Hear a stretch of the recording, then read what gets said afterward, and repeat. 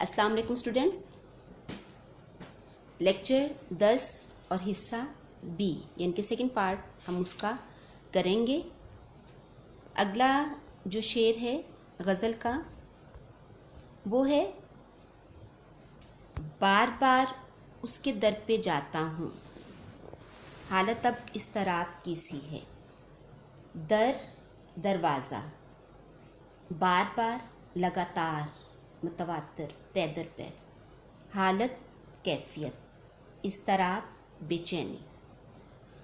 مفہوم ہے کہ شاعر بے اختیار محبت میں مجبور ہو کر بار بار اپنے محبوب کے دروازے پر جاتے ہیں اور اپنی بے چینی کا اظہار کر رہے ہیں کیونکہ انہیں اپنے اوپر اختیار نہیں رہا، لیکن ان کے محبوب کو ان کی اس بے چین حالت کی کوئی پرواہ نہیں ہے.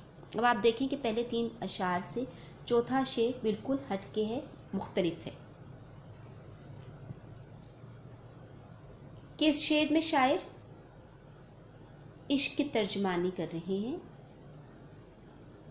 عشق کے بارے میں بتا رہے ہیں، اور وہ ایک عاشق کی ترجمانی کرتے ہوئے کہہ رہے ہیں کہ مجھے اپنے عشق کی دیوانگی پر افسوس ہے کہ میں کیوں بے اختیار مجبور ہو کے اپنے اوپر اختیار نہ رکھ کے اپنے محبوب کے دروازے پہ جاتا ہوں.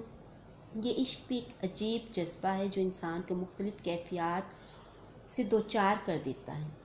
وہ کہتے ہیں کہ میں اپنے محبوب سے والہانہ محبت کا اظہار کرنے کے لیے بار بار اس کے دروازے پہ جا رہا ہوں، اور میری یہ چاہت، میری یہ محبت دیوانگی کی حد کو چھونے لگی ہے.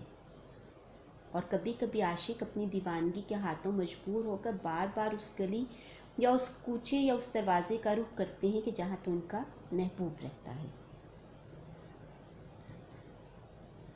تشریح ایک دفعہ پھر آپ سن لیں، سمجھ لیں کہ عاشق کی سب طلب اور تمنا، عاشق کی جو طلب ہے وہ صبر آزما ہے، اس کی تمنا بے تاب ہے.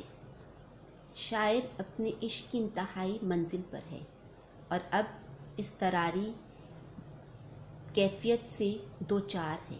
ہر عاشق کی یہ خواہش ہوتی ہے کہ وہ اپنے محبوب کے قریب رہے، پوچھے جانا سے اس کا گزر رہے، اور وہ محبوب کے در پر جاتا رہے، بار بار جائے. شاید اسے محبوب کا دیدار ہو جائے، شاید اس کو دیکھ کر اس کی بے قراری کو قرار آ جائے. حالت اب ایسی ہے کہ ملاپ کی، ملنے کی، دیکھنے کی شدید خواہش میں بے چین ہو کر عاشق مجبور ہو گیا ہے، اور اس اضطرابی کیفیت میں اسے کچھ دکھائی نہیں دے رہا، کچھ سمجھ میں نہیں آ رہا.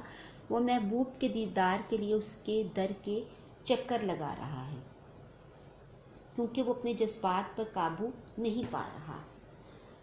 خواہ وہ کتنی ہی کوشش کر لے لیکن جذبات کی شدت اسے بے قابو کر دیتی ہے. وہ بے تاب ہو کر اور محبوب کی بدنامی اور رسوائی سے بے نیاز ہو کر اس گلی میں جا نکلتا ہے کہ جہاں پہ اس کا محبوب رہتا ہے.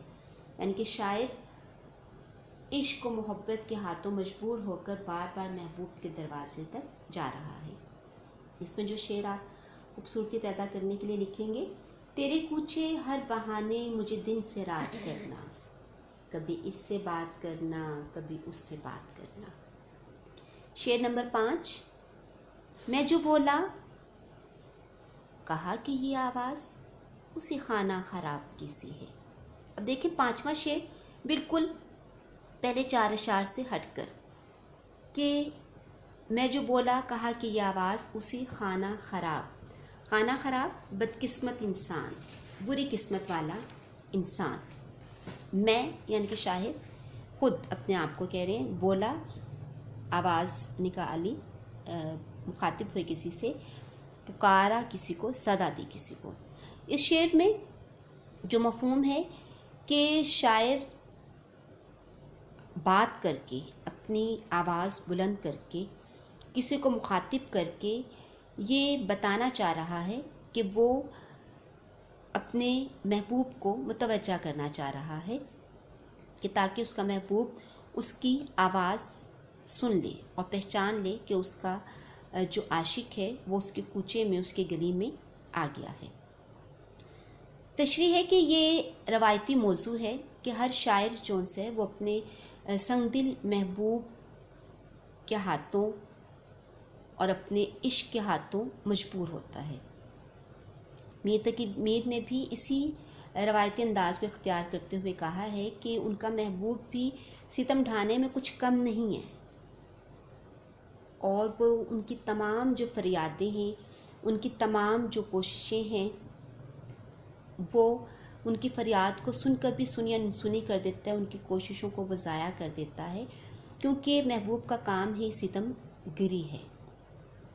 شاعر کہتے ہیں کہ مجھے تو نہیں لگتا ہے کہ جیسے میرا محبوب میری جان لینے کے در پہ ہے، کیونکہ اسے اپنے حسن میں بہت زیادہ غرور ہے۔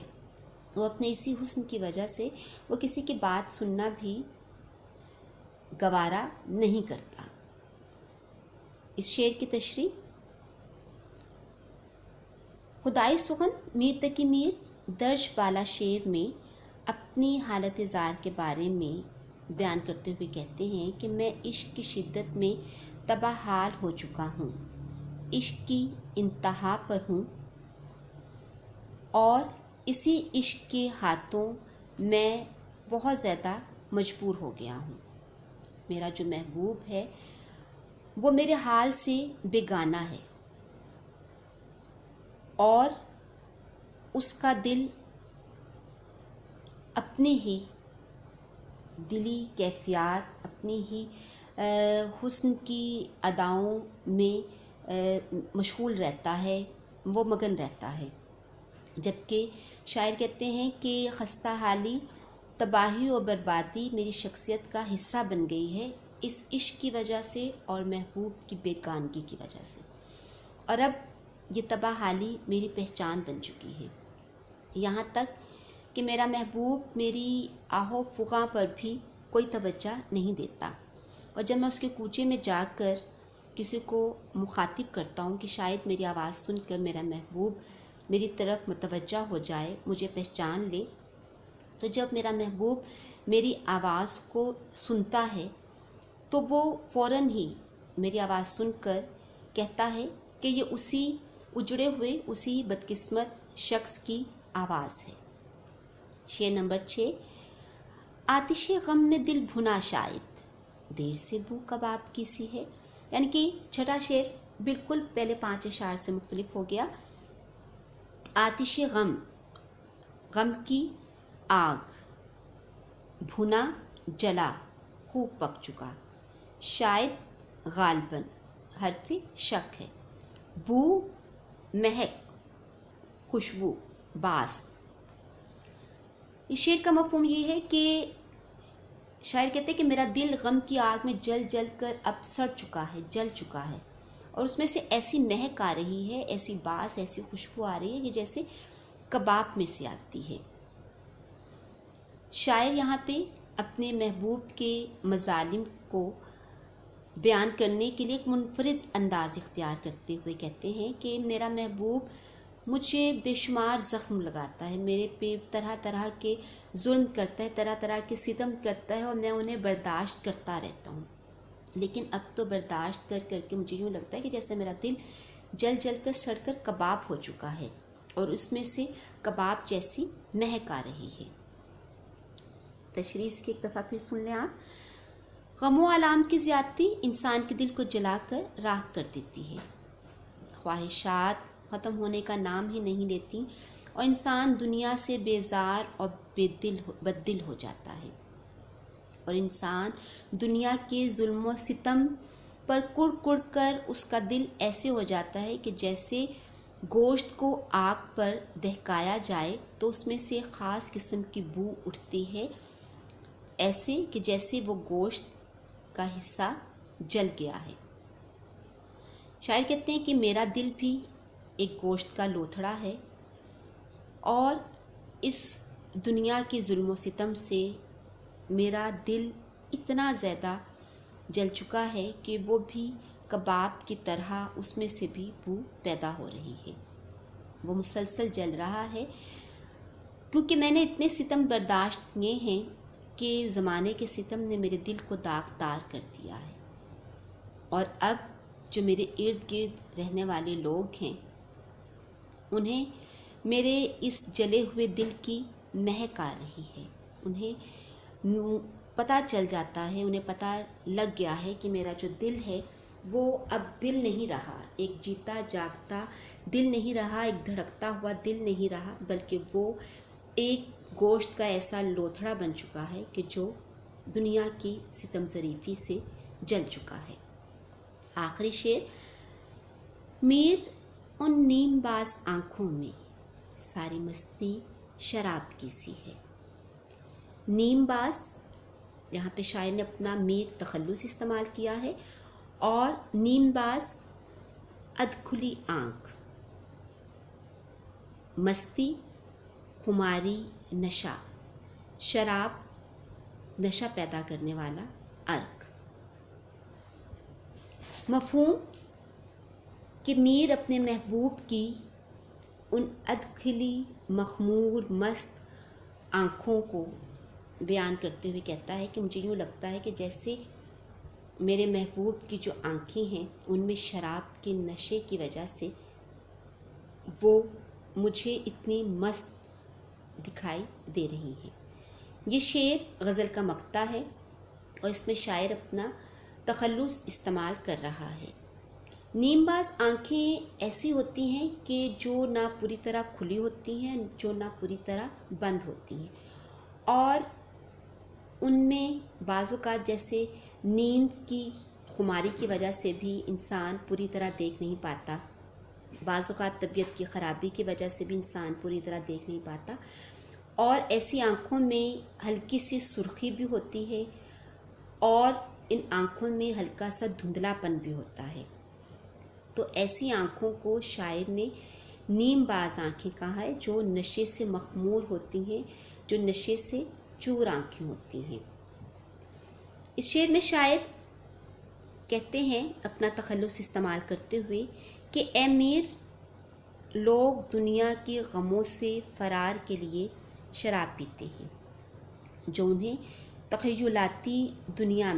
تخیلاتی خیالی دنیا میں لے جاتی ہے، جہاں صبح کی ٹھنڈی چھاؤں ہوتی ہے، غم و دکھ کی پرچھائیاں بھی نہیں ہوتی، اور وہ ایسی دنیا میں سکون محسوس کرتے ہیں۔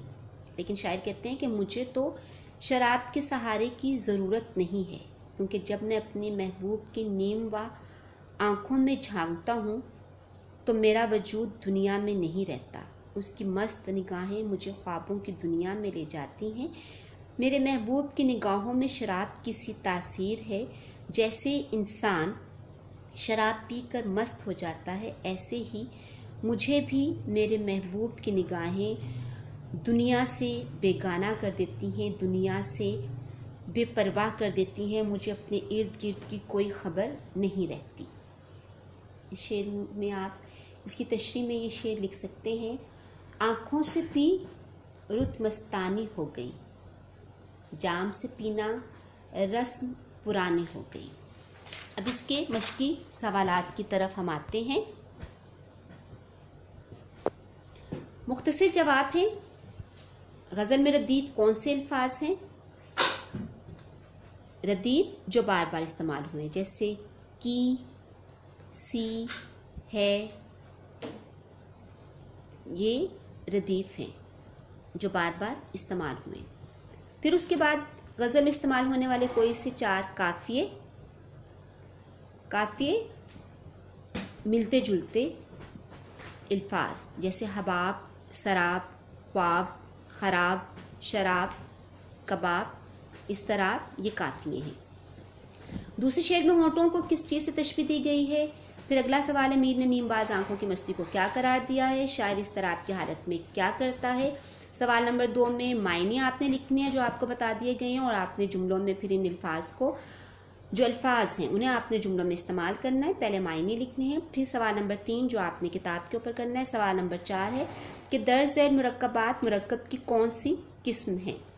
چشم دل، اس کے لب، آتش غم، اس کا در۔ پھر سوال نمبر 5 ہے اس غزل کے مطلع اور مقطع کی निशानदेही करनी है आपने। मतला पहला शेर कौन सा है और मक्ता दूसरा शेर कौन सा है। फिर सवाल नंबर 6 है कि मुज़क्कर और मुअन्नस अलग अलग करने हैं। उन्होंने अल्फाज दिए हैं, इसमें से आपने 2 कॉलम बनाने हैं, मुज़क्कर के अलग मुअन्नस के अलग, और आपने बताना है कि इनमें अल्फाज मुज़क्कर कौन से हैं और मुअन्नस कौन से हैं। फिर उसके बाद एराब लगा के आपने तलफ़ुज़ वाज़े करना है। हबाब, सराब, नुमाइश, चश्मे दिल, आलम, इस्तराब, आतिश गम, नीम बाज। फिर सवाल नंबर 8, मतन के मुताबिक खाली जगह आपने मुकम्मल करनी है और यह आपने किताब के ऊपर करनी है। सवाल नंबर 3 और सवाल नंबर 8 आपने किताब के ऊपर करना है। तमाम अशार की तशरीह और तमाम एक्सरसाइज आपने अपने जर्नल के ऊपर करनी है। खुदा हाफिज़। ये कितने मिनट की बनी?